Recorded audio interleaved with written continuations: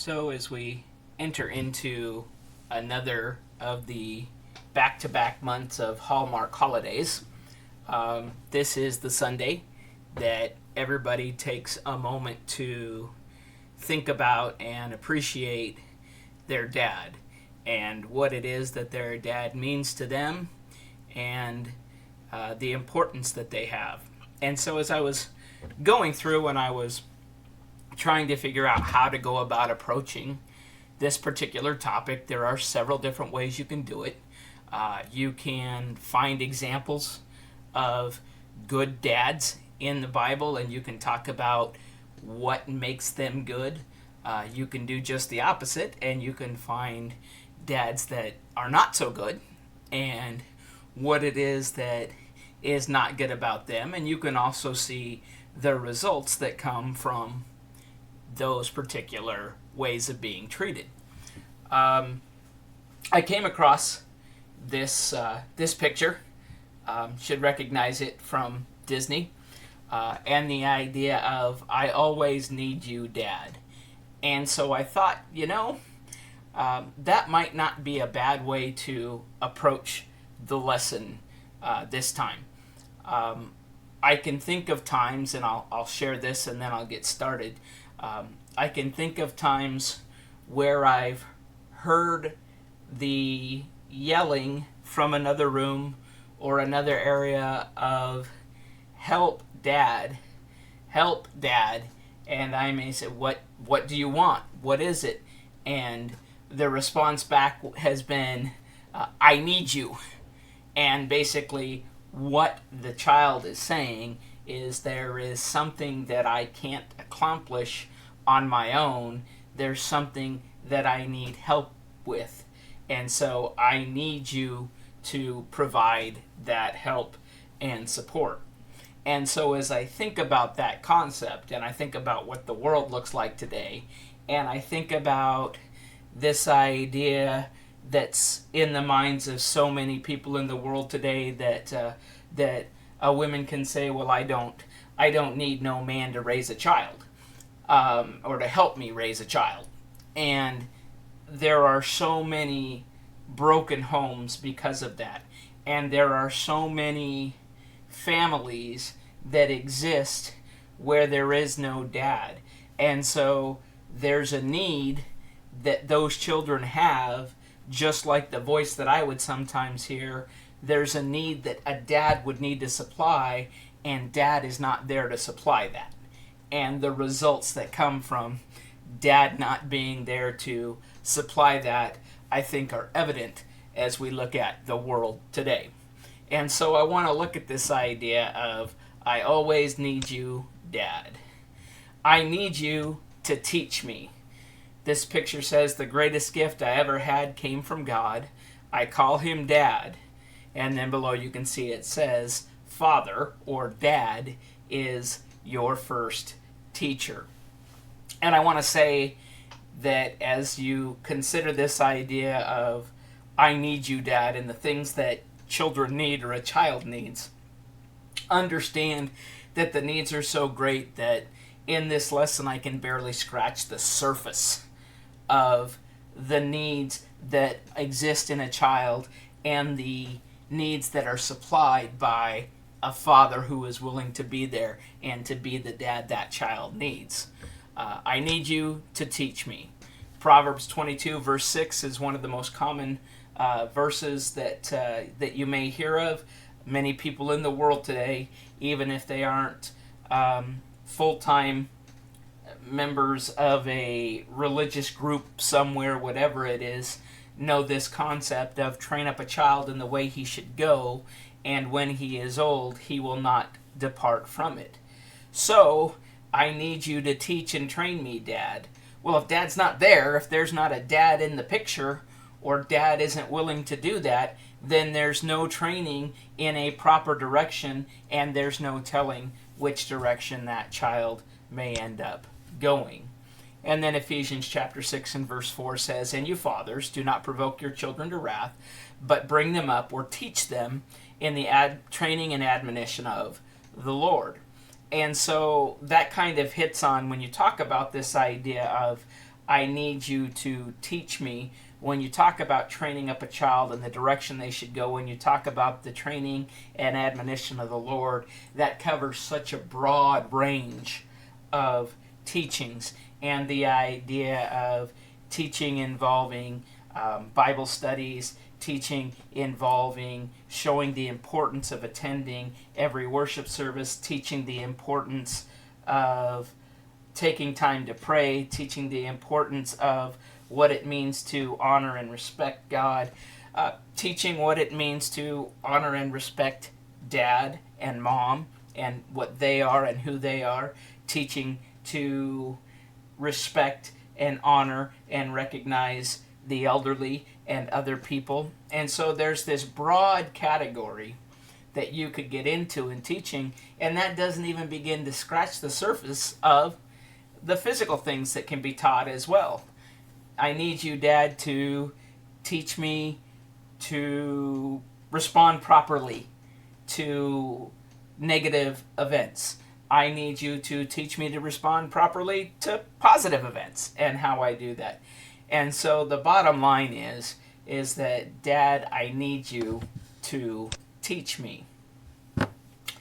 I also need you to provide for me. In 1 Timothy chapter 5 and verse 8 it says, "But if anyone does not provide for his relatives, and especially for members of his household, he has denied the faith and is worse than an unbeliever." And this idea of I need you to provide for me. As a child, Dad, I am not capable of going out and getting a job. I am not capable of making sure that I have a roof over my head. I am not capable of making sure that I always have clothes on my back. I'm not capable of making sure that I have food on the table. I need those physical things for you, and I need for you to provide me with those things. And of course, I need you to provide me with teaching, as we just discussed. And it's very important that fathers must recognize the needs versus the wants and provide that which is necessary. And I can tell you, one of the things that you're going to hear from your children as a dad and as a mom as they grow up is they're going to go through a stage that I will call a very selfish stage. And all you're going to hear from them every time they see a commercial, every time they come across something in a store, you're going to hear, I want, I want, I want. And it's up to dad and mom to recognize what is necessary and what is needed versus what the child may want. And there may be times when that which the child wants isn't needed, and it's not something that is not something that can be done at that given time, or it may not be something that can be given them. A father cannot always give a child what they want because the needs take precedent over the desires. A child may say, I want the latest and greatest new computer game that's come out. Dad may be thinking, you need to have food on the table this week. You need to have some new clothes. You need to have some new shoes. Whatever it is, you may think you know what you need, child, but it's really what you want. And so we talked about the idea of being a teacher and the whole spiritual aspect. And so that's where we provide for the child. Dad provides for the child spiritually as well. What I was really focusing on in 1 Timothy chapter 5 and verse 8 is, of course, the idea of the physical needs that must be met. And you can turn or you can reference, and we won't go there now for time's sake, but Matthew the 6th chapter and verse 8, and then verses 32 and 33. The next one is a tough one because of the world's response to this, and because the world has taught and the world has come up with the phrase corporal punishment in regards to disciplining a child. But I need correction and discipline, Dad. I need you to correct me, and I need you to discipline me. And so if you've got your Bibles or your electronic devices there, we're going to take a moment and we're going to turn and we're going to read through these scriptures because I think it's important. You can see them in front of you and you can write them down. I certainly encourage you to mark Proverbs because we'll come back to it once again at the end of this section, as you can see as well.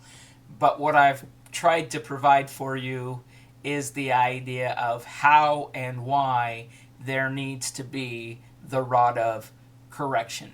And the first reasoning for this is found in Proverbs chapter 3, verses 11 and 12, where the writer states, "My son, do not despise the chastening of the Lord, nor detest his correction. For whom the Lord loves, he corrects, just as a father the son in whom he delights." So why does a father correct their child? Because they love them, and because they want what's best for them, and because they don't want them to make the same type of mistake again. See, Dad, I need correction and discipline because I don't always make the right decisions. Turn forward, if you would, to Proverbs chapter 29 and verse 17. Proverbs chapter 29 and verse 17 says, "Correct your son, and he will give you rest. Yes, he will give delight to your soul." When you correct him and show that love for him, you will be delighted in how he responds and how he reacts and how he grows and changes and does better.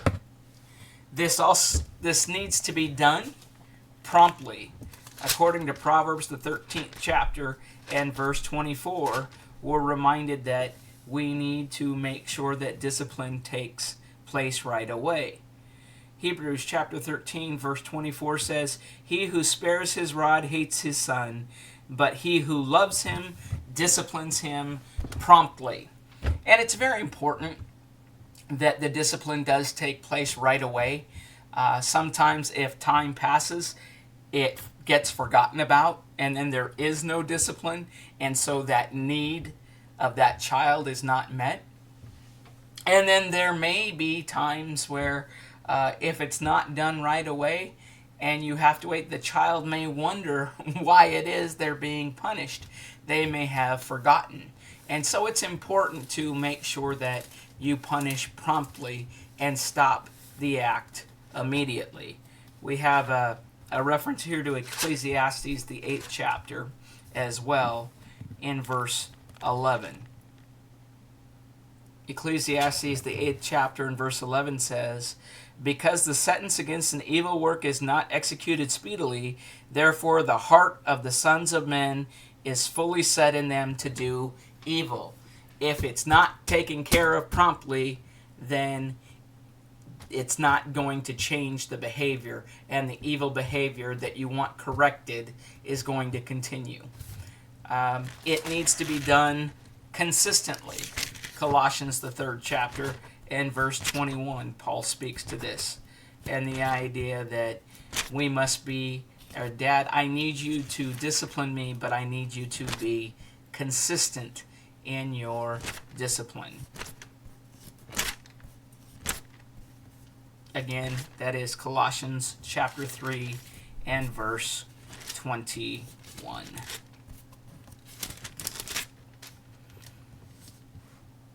Here Paul writes, "Fathers, do not provoke your children, lest they become discouraged."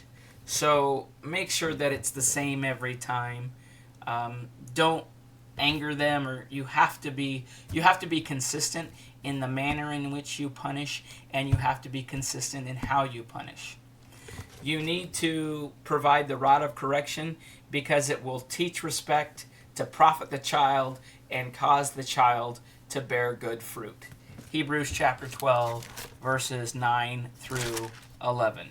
And as you look at those, you sometimes wonder if do you see in the world today a lack of respect from young people today. I believe there's a lot of lack of respect, and it's because they're not getting the necessary discipline and correction to change that. And it does not profit the child to not learn respect, because when they go out and they enter into places where they need to show proper respect, maybe on the job, if they don't know how, they might not have that job very long. If they don't know how to respect others, they're not going to have a lot of friends. They're not going to be someone that people want to be around. Hebrews, the 12th chapter, beginning at verse 9. Furthermore, we have had human fathers who corrected us, and we paid them respect. Shall we not much more readily be in subjection to the Father of the spirits and live? For they indeed for a few days chastened us as it seemed best to them, but he for our profit, that we might be partakers of his holiness.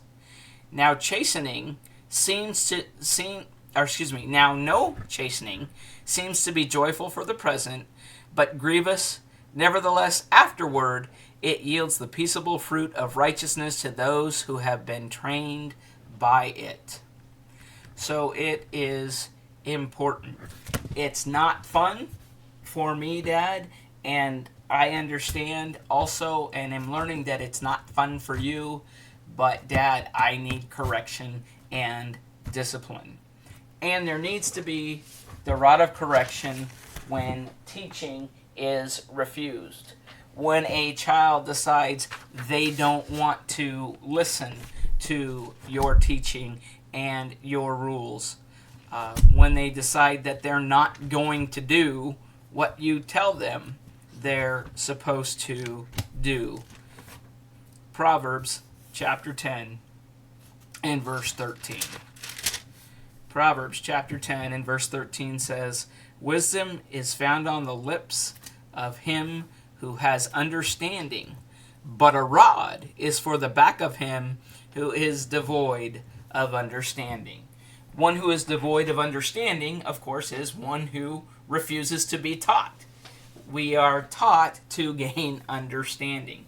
So it is important, and I know the world today wants to say that, well, many mothers and fathers today don't want to be disciplinarians. They want to be their child's friend. They need to be the child's parent. They need to be that child's disciplinarian, not their friend. That's not their role. And unfortunately, because this disciplinarian role isn't being taken, it is causing a lot of problems in the world today. And a lot of people just don't want to punish their children, or they just don't care enough to do so. So, Dad, I need for you to care enough to correct and discipline me. Dad, I need you to be a positive example to follow. We're all familiar with the phrase, practice what you preach. Don't live a life based on the phrase that we've often heard, do as I say, but not as I do. Dad, I need you to be the example for me to follow. Like this statement, it says, be more than a father, be a dad. Be more than just a figure, be an example. And as you think about that, in order for that to take place, and this is very important, you need to be present. And I probably should have had that as one of my things that I need you to be. Dad, I need you to be present so that you can teach me, so that you can discipline me when I am wrong, so that you can be a positive example for me to follow, so that you can provide for me. As we look at this idea of being a positive example, I think of Joshua chapter 24 and verses 14 and 15, because Joshua makes a very bold statement, but he doesn't just make that statement about himself, but about himself and his household.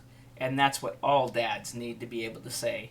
Joshua chapter 24, verse 14 and 15 says, "Now therefore fear the Lord, serve him in sincerity and truth, and put away the gods which your fathers served on the other side of the river and in Egypt.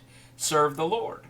And if it seems evil to you to serve the Lord, choose for yourselves this day whom you will serve, whether the gods which your fathers served that were on the other side of the river, or the gods of the Amorites in whose land you dwell. But as for me and my house, we will serve the Lord." That's the example that I need from Dad. I need you to be the positive example that says, regardless of what others may say, as for you and your household, we are going to serve the Lord. If you do that and you have that instilled in you, then it will be instilled in me as well.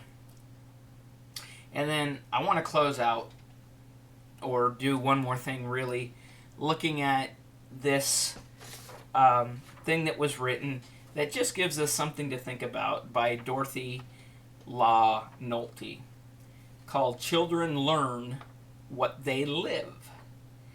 If children live with criticism, they learn to condemn. If children live with hostility, they learn to fight. If children live with fear, they learn to be apprehensive. If children live with pity, they learn to feel sorry for themselves. If children live with ridicule, they learn to feel shy. If children live with jealousy, they learn to feel envy. If children live with shame, they learn to feel guilty. If children live with encouragement, they learn confidence. If children live with tolerance, they learn patience.